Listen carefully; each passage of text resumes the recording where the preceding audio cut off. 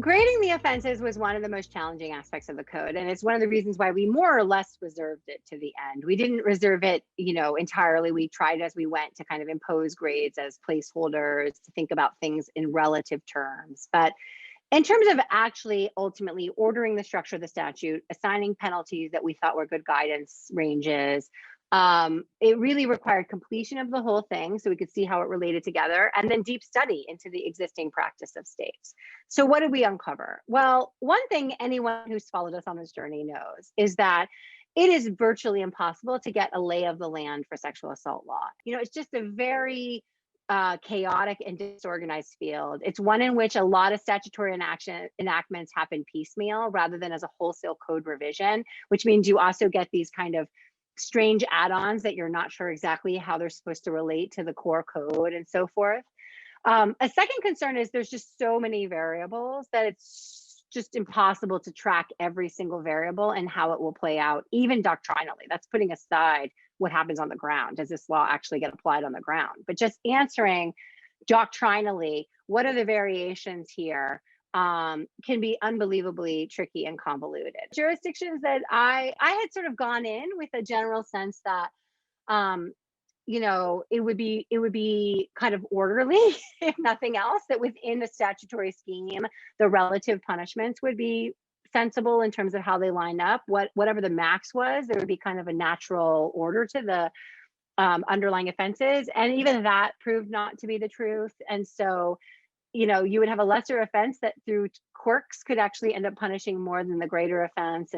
And so the ranges were variable. Everything was a mess, is the point. In each of the sections, as you see in the commentary, we have tried to give a flavor of grading, and we've tried to capture grading.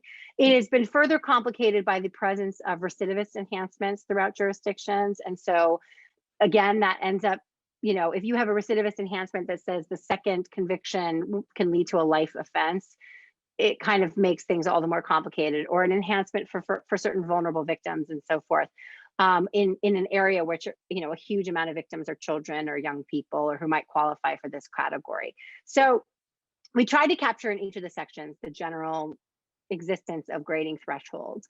But more than anything, coming at this problem, we were guided by a couple intuitions and the incredible work of the MPC Sentencing Project in sort of contextualizing the purposes of punishment and how we should conceive of the carceral sanction.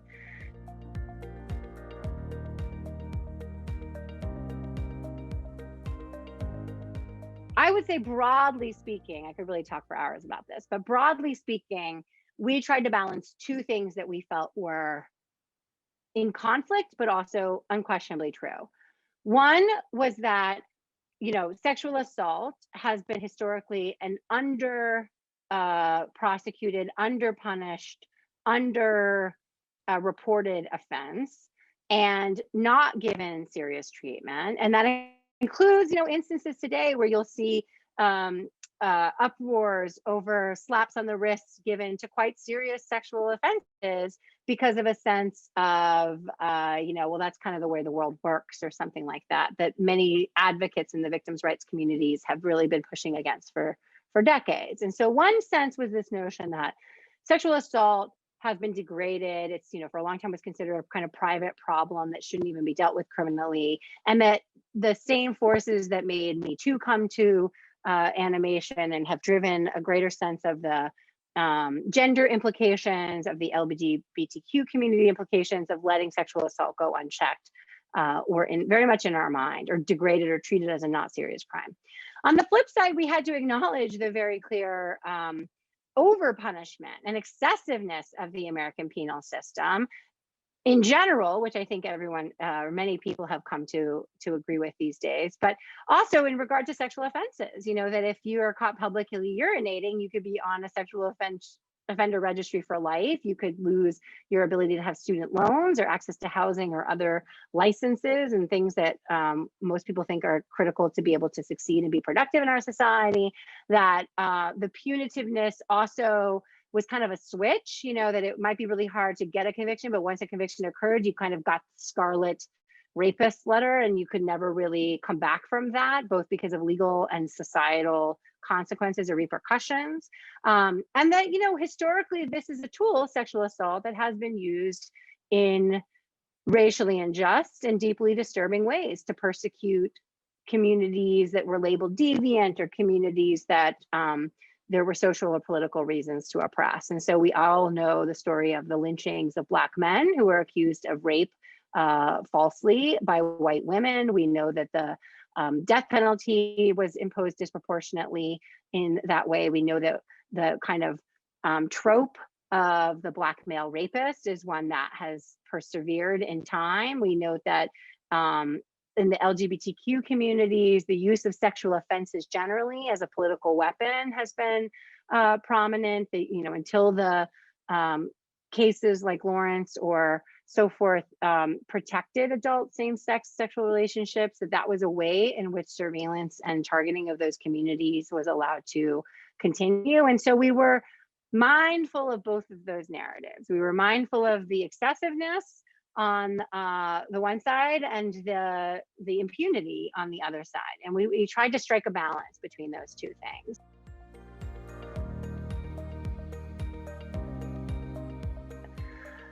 So one thing that's helpful, I think, in TD5 is that it opens with grading. It lays out some of our thinking about how we structure grading. And then it relies heavily on the MPC sentencing project, which concluded recently and was approved by the membership, to structure the grading. So on page 11 of our TD5 draft, you'll find the list of degrees, first degree, second degree through fifth, and then misdemeanors and petty misdemeanors, and the associated penalty. And to be clear, as MPC sentencing itself observes, you can't really come up with a single statutory structure, because there are jurisdictions that have ranges that they give, or they have different denominations. We have 9 felonies, not 6, and so forth. And so this is not meant to be the kind of end all be all. If you don't have 5 degrees of felony, there's no way you can adopt our code. It's just meant to give a general sense of here's what the label that we attach to this crime would be in terms of relative to other felonies, relative to misdemeanor versus felony.